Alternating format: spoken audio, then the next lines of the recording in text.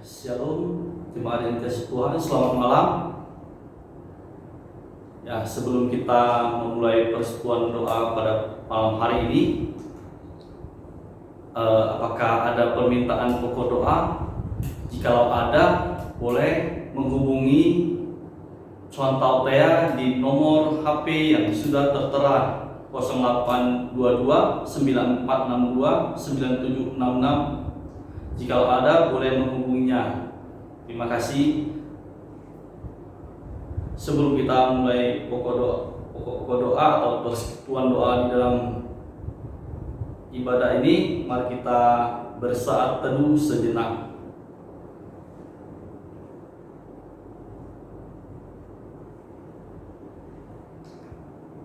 Amin. Ya, mari kita memuji Tuhan di lagu pujian, "Ku Takkan Menyerah".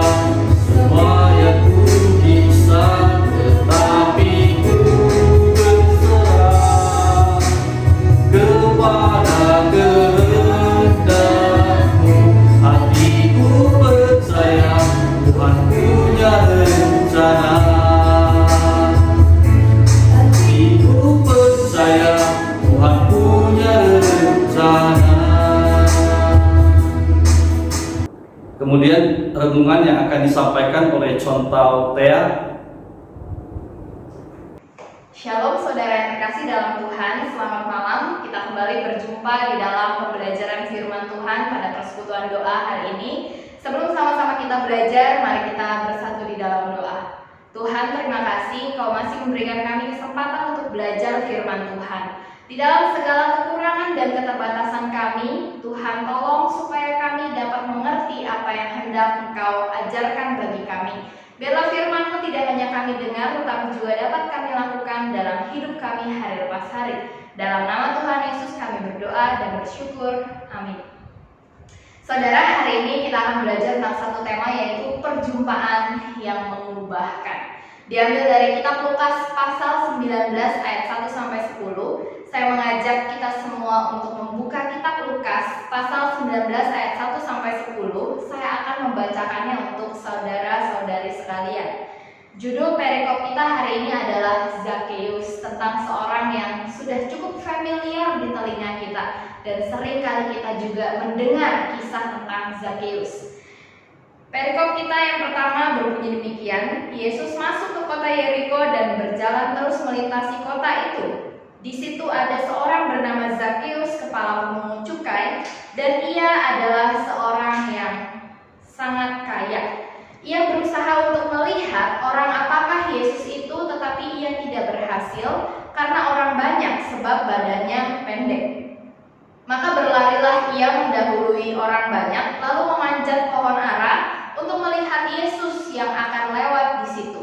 Ketika Yesus sampai ke tempat itu, ia melihat ke atas dan berkata, "Zakheus, segeralah turun, sebab hari ini aku harus menumpang di rumahmu."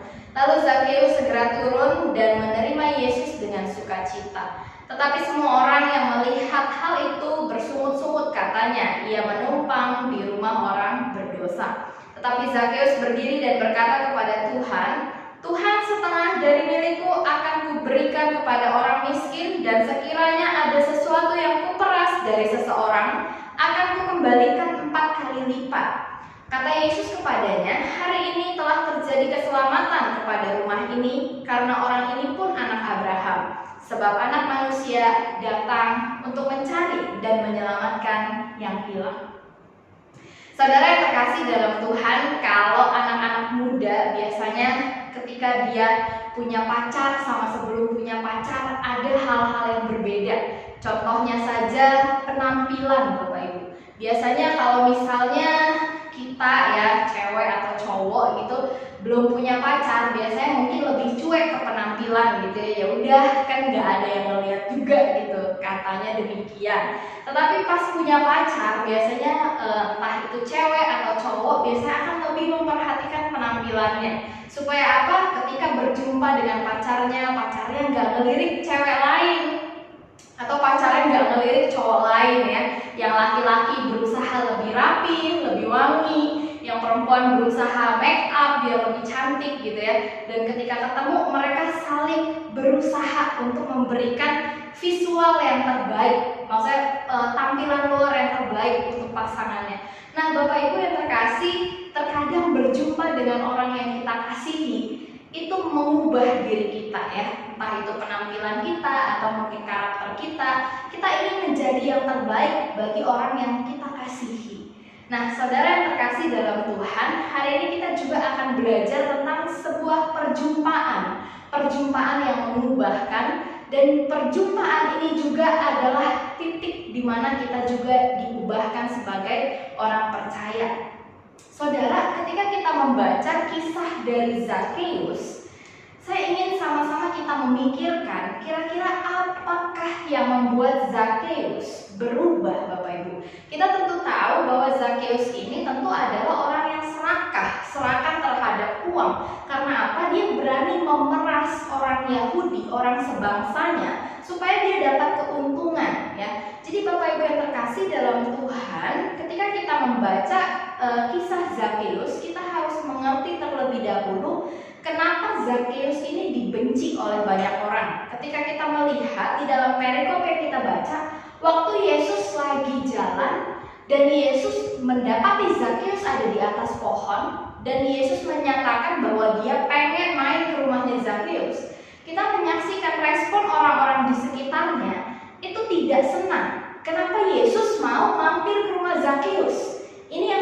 mengerti kenapa orang pada zaman itu membenci Zakheus. Pertama, Zakheus ini adalah orang Yahudi, Bapak Ibu. Maka Yesus mengatakan di sini Zakheus juga adalah anak Abraham. Orang Yahudi itu sama dengan anak Abraham sebutannya. Nah, jadi Bapak Ibu, Zakheus ini orang Yahudi tetapi dia bekerja bagi bangsa Romawi. Apa pekerjaan Zakheus? Pekerjaan Zakheus adalah dia menagih pajak terhadap orang Yahudi. Pajak yang ditagih oleh Zakheus ini tidak sesuai dengan ketentuan dari Romawi. Misalnya, dari pemerintahan Romawi minta pajak 20%.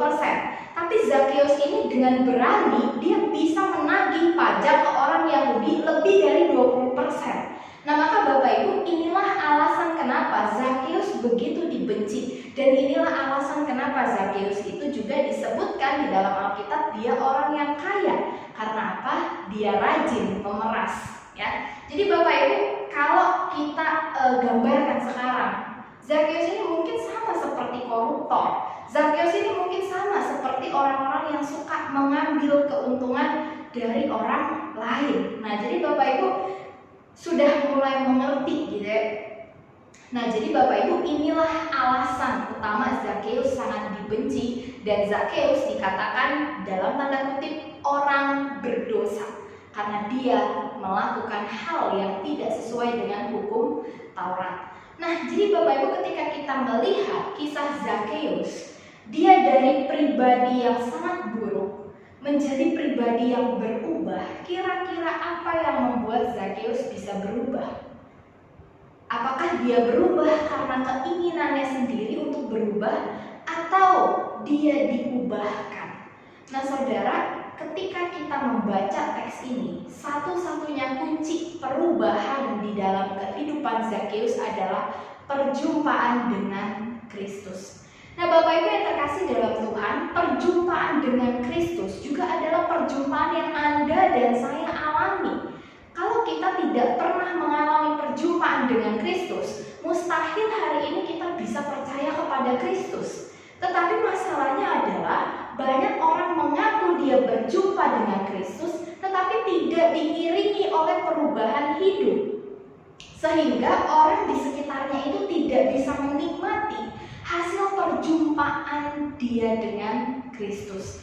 Nah, perjumpaan dengan Kristus ini adalah titik awal bagi setiap manusia untuk bertobat. Karena apa, Bapak Ibu? Perjumpaan dengan Kristus itu adalah perjumpaan yang sifatnya mengubahkan. Jadi ketika kita mengalami perjumpaan dengan Kristus, ada hal-hal yang diubahkan dari kita. Misalnya kita yang tadinya suka judi, tetapi ketika kita mengalami perjumpaan dengan Kristus, kita dengan sendirinya berubah. Kita yang tadinya sangat mencintai judi, kita pelan-pelan mulai tidak menyukai. Kita membenci yang namanya judi. Kita yang tadinya sebelum berjumpa dengan Kristus hobinya mabuk-mabukan, tetapi setelah mengalami perjumpaan dengan Kristus, ada yang diubahkan, Bapak Ibu. Nah, jadi perjumpaan dengan Kristus inilah titik awal bagi setiap manusia untuk mengalami yang namanya perubahan di dalam hidupnya. Nah, perubahan ini disebut juga sebagai pertobatan. Pertobatan artinya berbalik atau berputar arah. Tadinya begini, mencintai dosa, menyukai dosa, terikat dengan dosa, tetapi setelah mengalami perjumpaan dengan Kristus, dia bisa membelakangi dosa-dosa yang dia sukai. Artinya apa? Orang yang mengalami perjumpaan dengan Kristus, dia bisa membuat sebuah komitmen di dalam dirinya untuk hidup dengan baik sesuai dengan kebenaran firman Tuhan. Jadi ketika mengalami perjumpaan dengan Kristus, posisinya berubah, Bapak Ibu. Tadinya begini, lalu berbalik jadi seperti ini. Membelakangi dosa-dosa yang tadinya dia sukai. Tidak lagi menyukai dosa-dosa yang lama. Inilah yang dinamakan konsep manusia lama dan manusia baru. Ketika kita mengalami perjumpaan dengan Kristus, kita menanggalkan segala sifat manusia lama kita, segala hobi kita yang berkaitan dengan dosa kita tinggalkan. Nah, Nah, inilah yang harus ada di dalam diri setiap orang yang mengaku dirinya mengalami perjumpaan dengan Kristus dan mengaku dirinya adalah pengikut Kristus. Bapak Ibu, ketika kita menjadi orang yang percaya kepada Kristus, tetapi tidak ada perubahan hidup sama sekali di dalam diri kita, mungkin kita perlu mempertanyakan kembali bagaimana pertobatan kita dulu. Karena Bapak Ibu, pertobatan itu artinya berbalik. Jadi kalau orang mengaku bertobat tetapi tidak berbalik, kira-kira di mananya yang salah? Mungkin dia sebetulnya belum bertobat. Jadi Bapak Ibu, ketika kita bertobat, itu tentu ada perubahan. Sedikit tidaknya ada perubahan. Seperti perubahan yang dialami oleh Zakheus di dalam perikop yang kita baca. Zakheus meninggalkan manusia lamanya. Manusia lama yang sifatnya serakah, manusia lama yang sifatnya berkecimpung dengan dosa, bergelut terus-menerus dengan dosa, bahkan hobi melakukan dosa untuk kesenangan dirinya sendiri, ditinggalkan oleh Zakheus. Dia berubah menjadi manusia yang baru, dan perubahan ini diawali dengan perjumpaan dengan Kristus. Perjumpaan dengan Kristus itu bukan sekedar kita hanya menangis menyesali dosa kita, tetapi kita mengalami perubahan di dalam hidup kita. Kalau hanya menangis dan menyesali dosa, saya rasa setiap orang bisa melakukan itu. Habis buat dosa menyesal, habis buat dosa minta ampun menyesal, lalu besok ngulangin lagi. Nah, ini namanya bukan pertobatan, tetapi hanya menyesali dosa yang sudah dilakukan. Kok saya buat lagi sih dosanya, kok saya buat lagi sih dosanya, tetapi tidak berusaha untuk berubah. Ini mungkin namanya bukan pertobatan, tetapi hanya penyesalan di dalam diri. Guilty feeling, rasa menyesal karena habis melakukan dosa gitu, tetapi tidak menuntun kepada perubahan. Bedakan penyesalan dan pertobatan Bapak Ibu. Kita bisa menyesal dengan dosa kita, tetapi penyesalan kita belum tentu membuahkan pertobatan. Nah, kalau pertobatan di situ sudah pasti ada penyesalan, kemudian ada perubahan. Jadi kalau kita hanya sebatas menyesal tetapi tidak mau berubah, itu hanya penyesalan. Tapi kalau pertobatan itu ada penyesalan dan ada keinginan, kemauan, usaha untuk berubah menjadi lebih baik. Nah, jadi Bapak Ibu yang terkasih, kita melihat ada 3 hal yang diubahkan dari diri Zakheus. Yang pertama adalah kecintaan hatinya. Waktu Zakheus masih di posisi manusia lama, dia mencintai dosa-dosanya. Apa yang begitu dicintai oleh Zakheus? Uang. Bapak Ibu, saking cintanya Zakheus dengan uang, dia rela melakukan segala hal, bahkan dia rela melawan kebenaran hukum Taurat untuk memenuhi rasa cintanya akan uang. Bahkan dia sampai berhasil menjadikan dirinya sangat kaya karena dia begitu mencintai uang. Saking cintanya sama uang, dia melakukan segala hal untuk mendapatkan banyak uang. Jadi ketika kita melihat perubahan Zakheus ini, yang pertama kali diubah itu adalah kecintaan hatinya. Saudara, kita di dalam dunia ini tentu kita punya satu atau 2 hal yang kita cintai selain pasangan kita. Mungkin di antara kita ada yang mencintai tas bermerek, mungkin dari antara kita ada yang mencintai uang, mungkin dari antara kita ada yang mencintai judi, mungkin dari antara kita ada yang mencintai minuman keras. Nah, saudara yang terkasih di dalam Tuhan, ketika kita menjadi pengikut Kristus, kecintaan inilah yang seharusnya diubah. Kita yang tadinya mencintai dosa, jadi membenci dosa. Ini yang harus ada. Jadi kecintaan hati yang diubahkan. Kita yang tadinya hanya mencintai diri kita sendiri, ketika mengalami perjumpaan dengan Kristus, kita belajar untuk lebih mencintai Kristus daripada mencintai diri kita sendiri. Nah, yang pertama diubahkan kecintaan hati Zakheus. Yang kedua yang diubahkan dari Zakheus adalah arah keberaniannya. Saudara, kita melihat ya di berita tentang orang-orang yang melakukan demo terhadap undang-undang Omnibus Law. Saya terkadang melihat gitu ya, kalau lagi baca berita, kok bisa ya orang seberani ini gitu loh melawan polisi, lalu juga mereka bertindak anarkis. Mereka berani tetapi arahnya tidak sesuai. Mereka berani tetapi arahnya salah gitu. Berani untuk hal-hal yang demikian. Dan di dalam dunia kita sekarang juga ada orang yang arah keberaniannya itu salah. Berani korupsi, lalu berani menggelapkan uang, berani berbuat curang, berani menduakan pasangan. Intinya kita punya keberanian di dalam diri kita, tetapi seringkali arah keberanian kita itu salah. Dan seringkali arah keberanian kita itu tidak sesuai dengan kebenaran firman Tuhan. Demikian juga dengan Zakheus. Dia memiliki keberanian tentunya di dalam hatinya. Arah keberaniannya kemana? Tentu tidak sesuai dengan firman Tuhan. Dia berani memeras orang sebangsanya hanya untuk kepentingan dirinya sendiri, Bapak Ibu.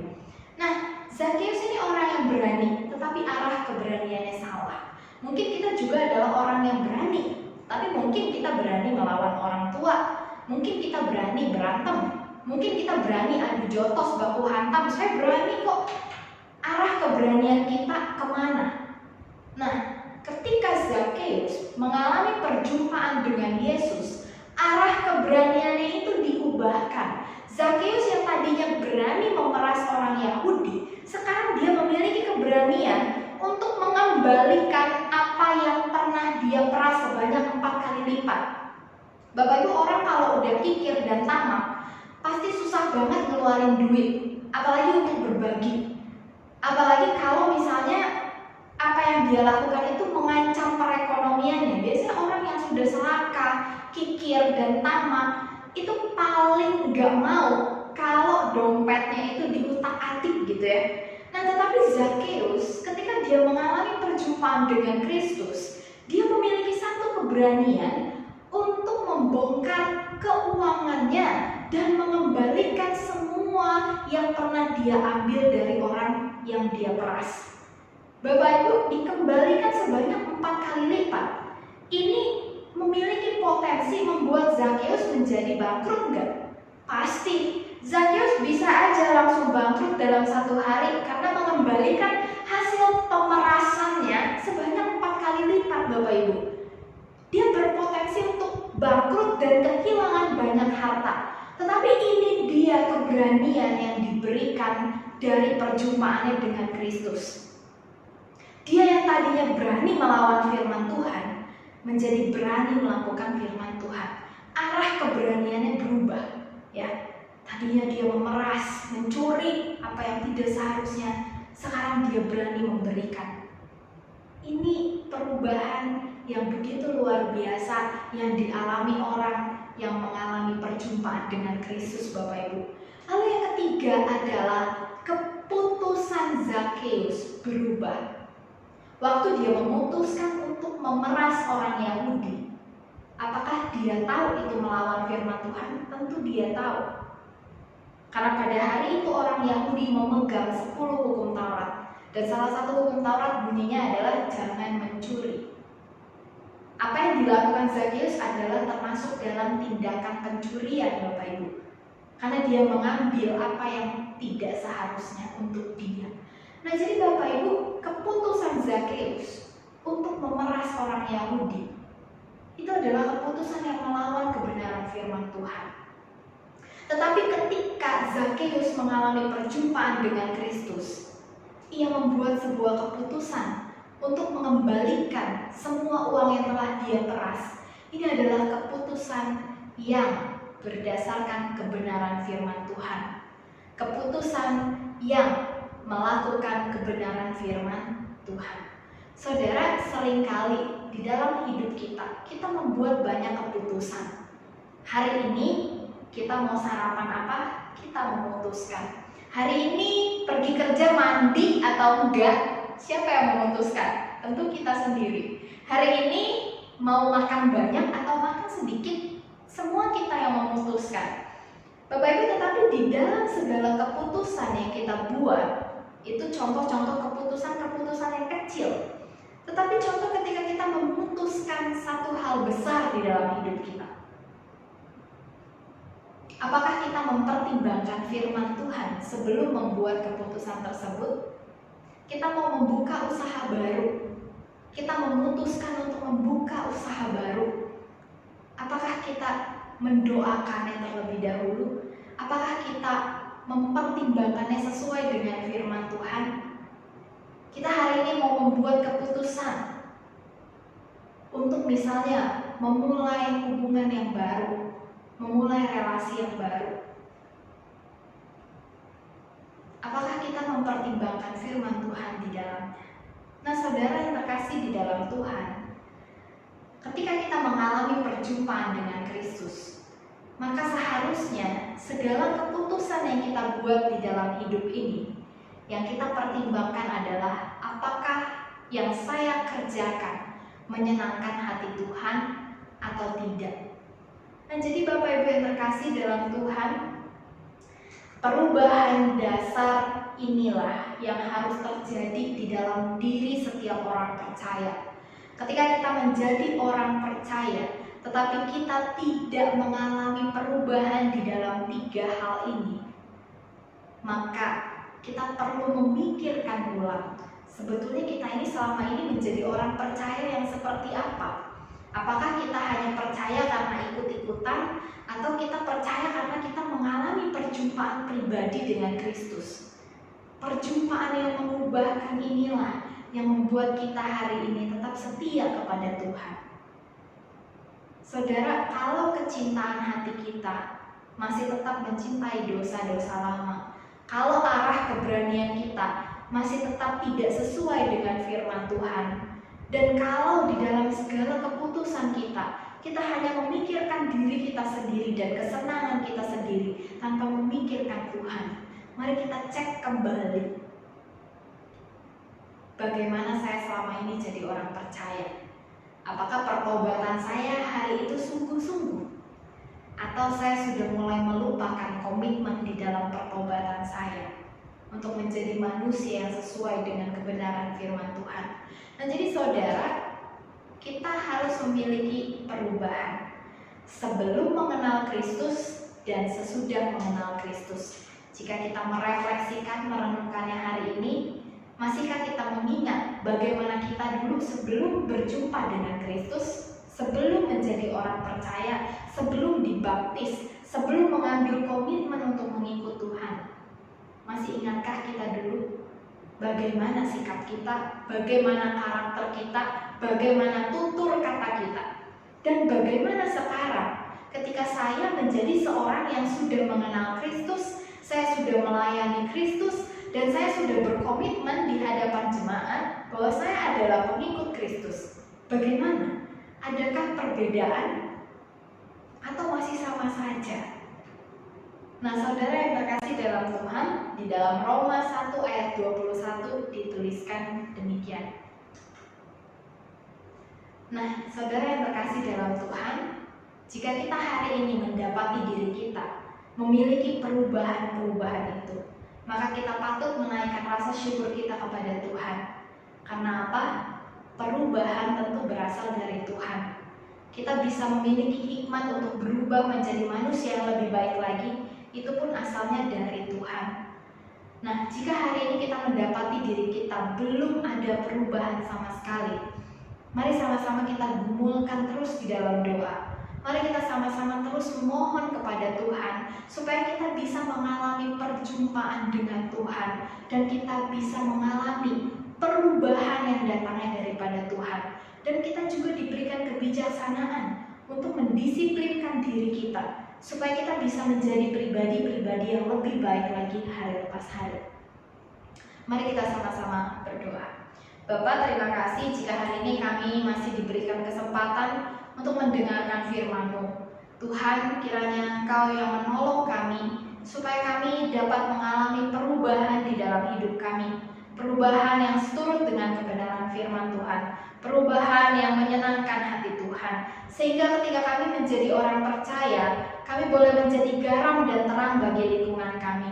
Orang-orang di sekitar kami dapat melihat perbedaan kami sebelum dan sesudah mengenal Kristus. Biarlah perubahan kami juga dapat dinikmati oleh setiap orang di sekitar kami. Tuhan, Engkau yang memimpin kami, Engkau yang mengubahkan kami. Di dalam nama Tuhan Yesus kami berdoa dan bersyukur.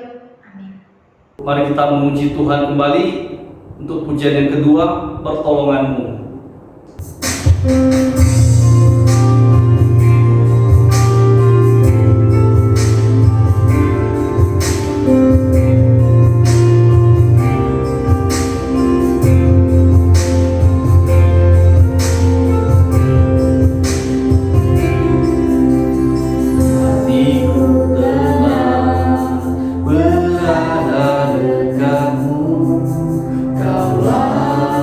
Jawaban hidupku,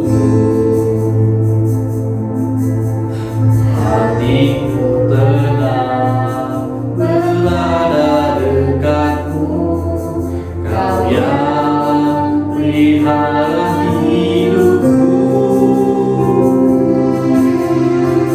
Pertolonganmu begitu ajaib, Kaulah memikat hatiku. Di saat aku tak sanggup lagi, di situ tanganmu bekerja. Pertolonganmu begitu ajaib, Kaulah memikat hatiku. Kini mataku tertuju padamu, ku rasakan kasih-Mu Tuhan.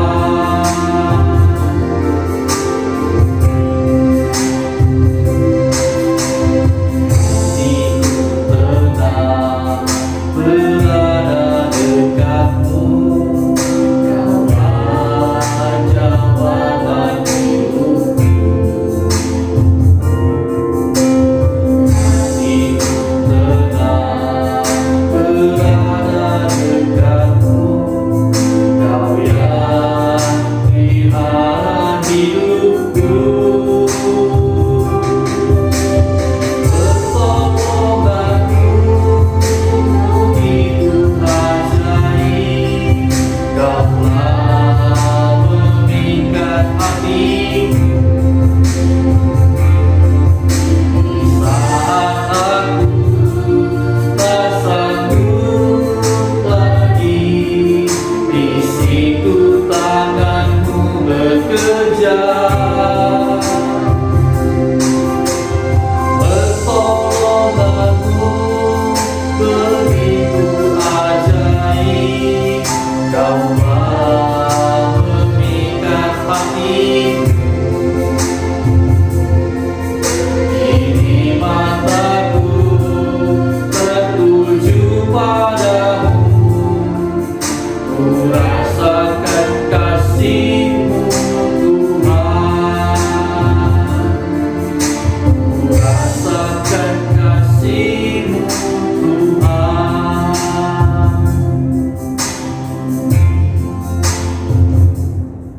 Untuk jemaat yang dikasih Tuhan, mari kita menaikkan pokok-pokok doa bersama, yaitu kita pertama doakan bagi bangsa dan negara. Yang pertama kita doakan untuk presiden dan juga seluruh pemerintahan dapat bekerja dengan jujur dan mengutamakan kesejahteraan rakyat. Berikutnya doakan agar aksi protes terhadap demo-demo ya dapat segera berakhir. Kemudian doakan agar vaksin COVID juga dapat ditemukan segera sehingga dapat segera teratasi. Bapa kami yang di surga, terima kasih Tuhan untuk malam hari ini kami boleh kembali, kami boleh menaikkan seluruh puji-pujian kami dan juga pergumulan kami di dalam Engkau ya Bapa, khususnya untuk kami bangsa dan negara ini Tuhan. Kami mau berdoa untuk Bapak Presiden dan juga wakilnya dan juga para pemerintahan agar dapat jujur Tuhan di dalam pelaksanaan pekerjaan mereka ya Bapa. Kami juga berdoa Tuhan untuk mengutamakan kesejahteraan rakyat juga ya Bapa. Terima kasih ya Bapa. Kami juga berdoa untuk di mana belakangan ini Tuhan terus ada terjadinya demo-demo Tuhan.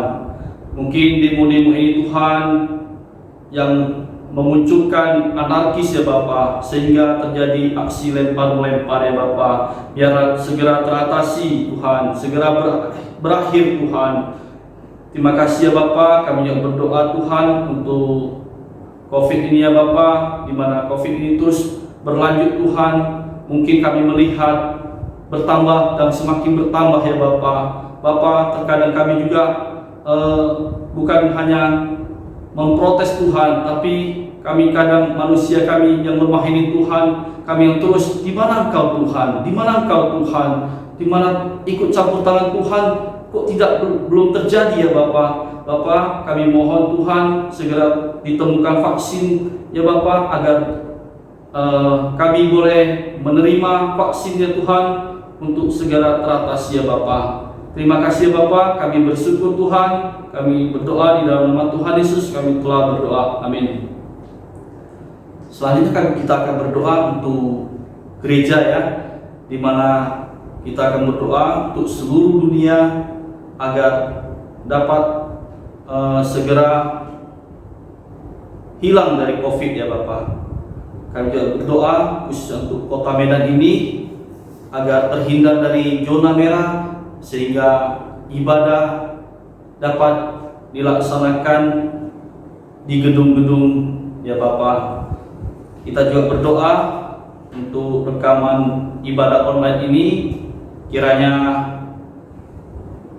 kita akan berdoa untuk tim rekaman, kiranya Tuhan yang terus memberikan kekuatan juga kesehatan kepada Lause Lady dan juga Lause Elizabeth.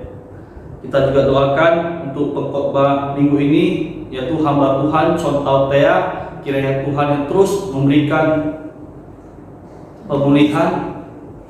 Satu Marisa kok, masalah Thea. Sama Marisa ya. Lagi ulang deh Bang. Ini ulangi ya. Kita doakan untuk bagi gereja ya, di mana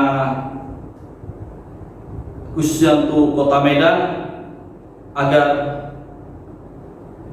di mana zona merah segera berakhir, di mana Tuhan Engkau yang memimpin kami agar kami boleh beribadah kembali di gedung-gedung kami masing-masing. Kita juga akan doakan untuk tim rekaman ibadah online ini, di mana contoh Ulang deh tingginya. kita doakan untuk tim rekaman ibadah online ini, kami menyerahkan untuk Lause Lady dan juga Lause Elizabeth. Kiranya Tuhan yang terus memberikan kekuatan dan juga kesehatan kepada beliau. Dan juga selanjutnya kita doakan untuk pengkhotbah ini, yaitu hamba Tuhan Contoh Marisa. Kiranya Tuhan yang terus memberikan hikmat kebijaksanaan di dalam setiap pelayanannya. Mari kita bersatu di dalam doa. Bapa kami yang kudus, yang agung ya Bapa, kami mau berdoa Tuhan untuk gereja kami ya Bapa, di mana khususnya Tuhan untuk Kota Medan yang masih zona merah ya Bapa. Kiranya Tuhan menolong kami agar kami dapat terhindar dari zona merah ya Bapa, sehingga kami dapat beribadah seperti biasanya Tuhan di dalam setiap gedung kami masing-masing ya Bapa. Bapa, terima kasih Tuhan untuk campur tangan Engkau ya Bapa. Kami mau berdoa untuk tim rekaman medis ya, tim rekaman ibadah online ini ya Bapa. Kiranya Engkau yang memberikan kekuatan kepada Lause Lady dan juga Lause Elizabeth. Kiranya Tuhan yang terus memberikan kekuatan dan kesehatan yang baik. Terima kasih ya Bapa. Kami juga berdoa untuk pengkhotbah minggu ini ya Bapa. Kiranya Engkau yang terus menolong untuk Contoh Marisa yang akan menyampaikan kebenaran firman-Mu ya Bapa. Kiranya Tuhan, apa yang dikatakan oleh Contoh Marisa ya Bapa, itu berasal daripada Engkau ya Bapa. Biarlah kami boleh, jemaat kami yang boleh mendengarkannya Tuhan, bukan hanya pendengar saja ya Bapa, tapi kami boleh melakukannya di dalam setiap kehidupan kami ya Tuhan. Terima kasih ya Bapa, inilah perbuatan kami ya Bapa, kami sambut berkat-Mu dengan sukacita ya Bapa. Di dalam nama Tuhan Yesus kami telah berdoa, amin. Selanjutnya kita akan berdoa untuk sekolah metodis 11 ini ya. Kita doakan khususnya untuk kepala sekolah, Lause Eli, dan juga guru, staf, dan seluruh pekerja di metodis 11 ini agar terhindar dari bahaya COVID-19 ini. Kemudian kita doakan kerjasama antara orang tua dan juga sekolah agar dapat terjalin dengan baik dan harmonis. Terus kita doakan juga untuk proses pembukaan SMA metodis 11 ini agar segera terwujud. Kita doakan bersama-sama. Bapa kami yang baik, terima kasih ya Tuhan. Kami mau berdoa khususnya untuk metodis 11 ini ya Bapa. Kami mau berdoa untuk khususnya untuk Ibu Kepala Sekolah, yaitu Ibu Eli ya Bapa. Kiranya Engkau ya Tuhan, Engkau yang tuntun hidupnya ya Bapa di dalam menaungi sekolah metodis 11 ini ya Bapa. Engkau yang pimpin, berkati juga para guru dan staf dan juga para seluruh pekerja di metodis 11 ini Tuhan, agar terhindar dari bahaya COVID-19 ini ya Bapa. Bapa, kiranya Engkau yang memberikan kesehatan yang baik terus Tuhan, stamina yang baik ya Bapa. Kami juga berdoa Tuhan untuk kerjasama antara orang tua dan juga para orang tua dan juga sekolah ini Tuhan dapat terjalin dengan baik dan juga harmonis ya Bapa. Engkau yang memberikan yang terbaik ya Bapa. Kami juga berdoa untuk proses pembukaan SMA metodis 11 ini segera terwujud ya Bapa. Biarlah Tuhan Engkau yang terus bekerja Tuhan di dalam kami ya Bapa, sehingga Kau pakailah kami Tuhan untuk memperluas kerajaan-Mu di tempat ini ya Bapa. Terima kasih ya Bapa. Dalam nama Tuhan Yesus kami telah berdoa, amin. Kemudian selanjutnya kita akan berdoa untuk jemaat yang lansia di GMI Titus ini. Yang pertama untuk AI Lai Kim dan juga AI Lai Suan, AI Huang Sin I dan juga Mama Rafe, Acik Bungkiat dan juga istrinya, Acik Ameng, Aweng dan Hok Chai, dan juga Mama daripada Bu Eli dan juga Mama Cili Ting.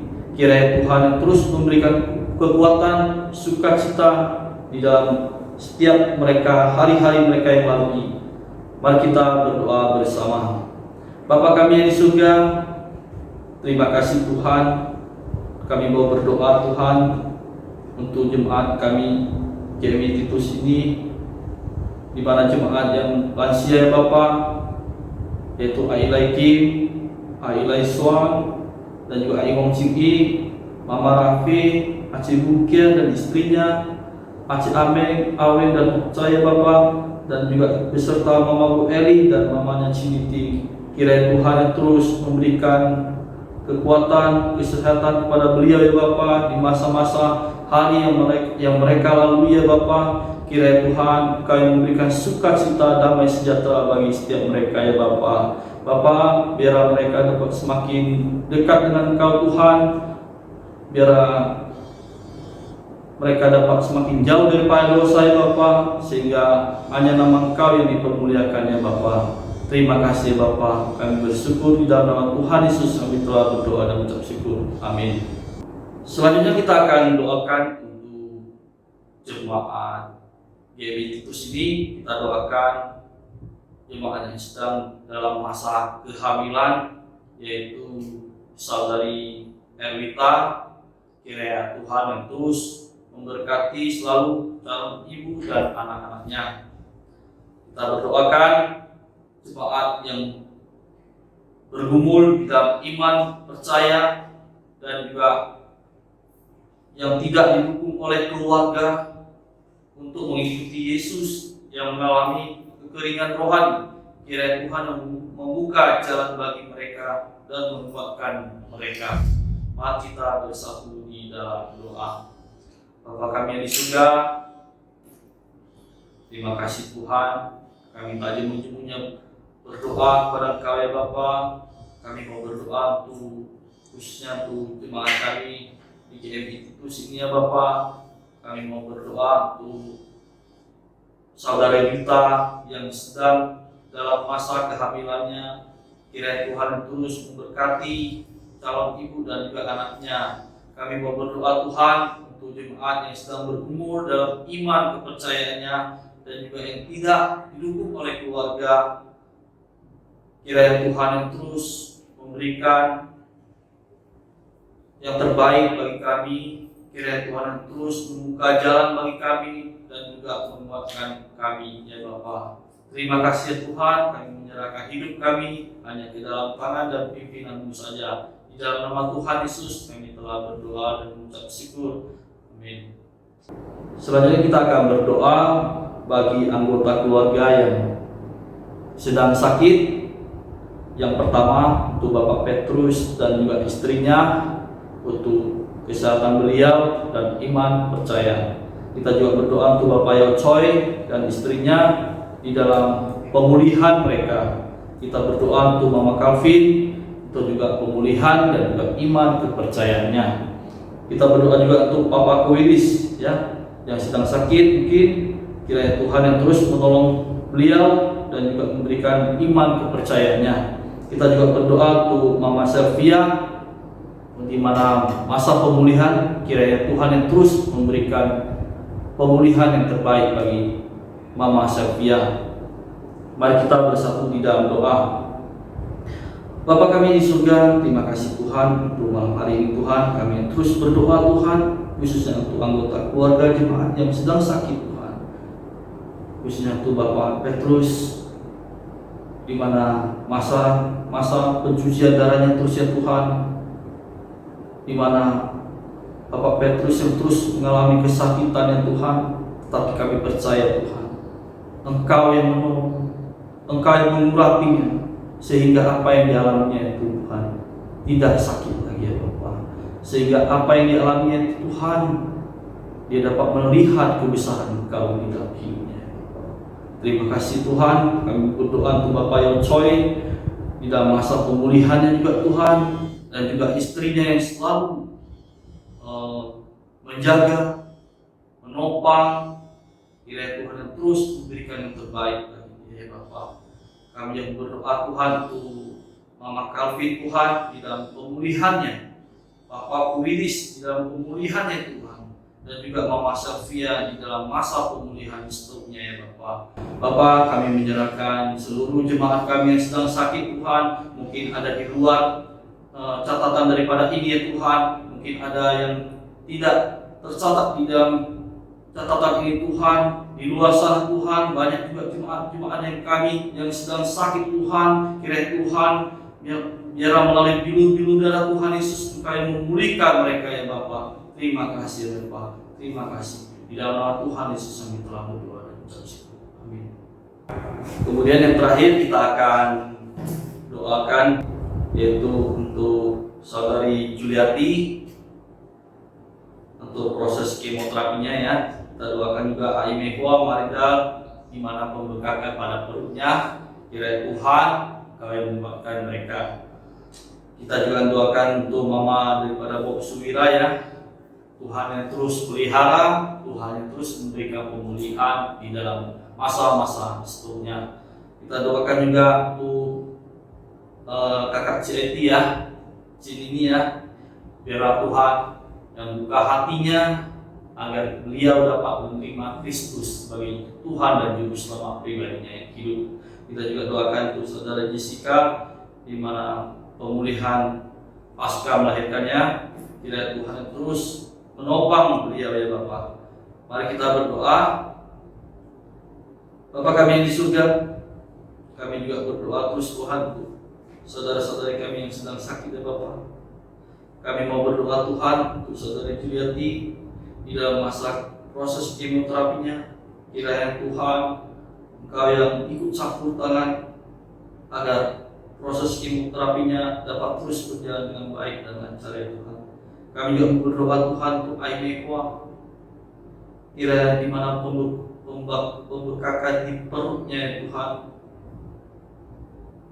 Mungkin di dalam medis Tuhan tidak tahu apa penyakit yang dialaminya, tetapi kami percaya Tuhan, Engkau Allah yang Maha Tahu, Engkau Allah yang Raja segala Raja, Tabib segala Tabib ya Tuhan.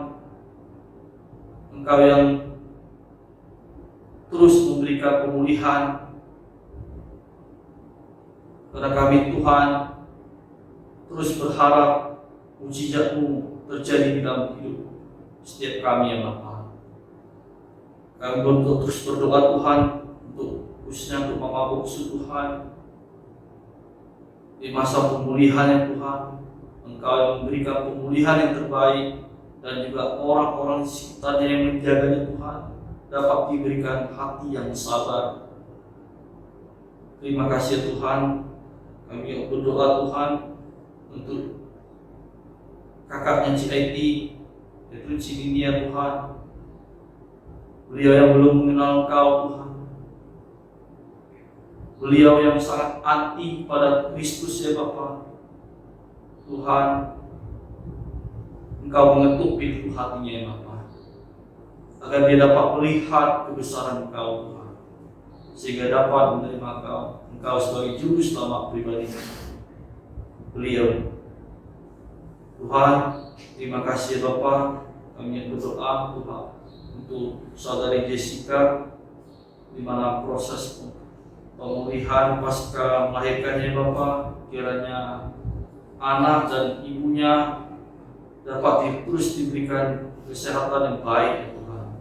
Terima kasih Tuhan, kami menyerahkan hidup kami, doa kami hanya ke dalam tangan dan pimpin-Mu saja. Di dalam nama Tuhan Yesus kami telah berdoa dan bersyukur. Amin.